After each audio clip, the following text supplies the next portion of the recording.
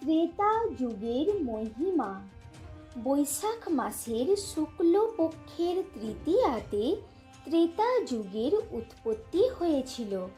12,96,000 বছর ছিল এই যুগের আয়ু বা স্থিতিকাল। ত্রেতা যুগে ভগবান 3টি অবতার রূপে আবির্ভূত হয়েছিলেন, যেমন বামন, পরশুরাম ও শ্রীরামচন্দ্র।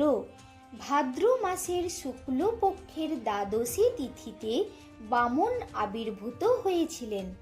বৈশাখ মাসের শুক্লপক্ষের তৃতীয়াতে পরশুরাম আবির্ভূত হয়েছিলেন। চৈত্র মাসের শুক্লপক্ষের নবমী তিথিতে শ্রীরামচন্দ্র আবির্ভূত হয়েছিলেন। এই 3টি অবতারে ভগবান 3টি কাজ করেছিলেন, যেমন বামন রূপে বলিরাজকে ছলনা করেছিলেন, পরশুরাম রূপে পৃথিবীকে নিক্ষত্রিয় করেছিলেন, রামচন্দ্র রূপে রাবণ ও রাক্ষসকুল নিধন করেছিলেন।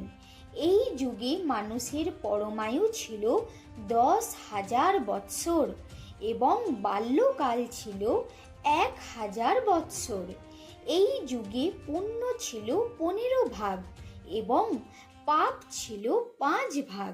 মানব দেহের দৈর্ঘ্য ছিল 14 হস্ত অর্থাৎ 14 হাত পরিমাণ। ত্রেতা যুগে 20,000 বার সূর্যগ্রহণ, 30,000 বার চন্দ্রগ্রহণ হয়েছিল। এই যুগে প্রত্যেকেই দান ধর্মে মতি ছিল। অসাধু ব্যক্তি এই যুগে ছিল না বললেই চলে।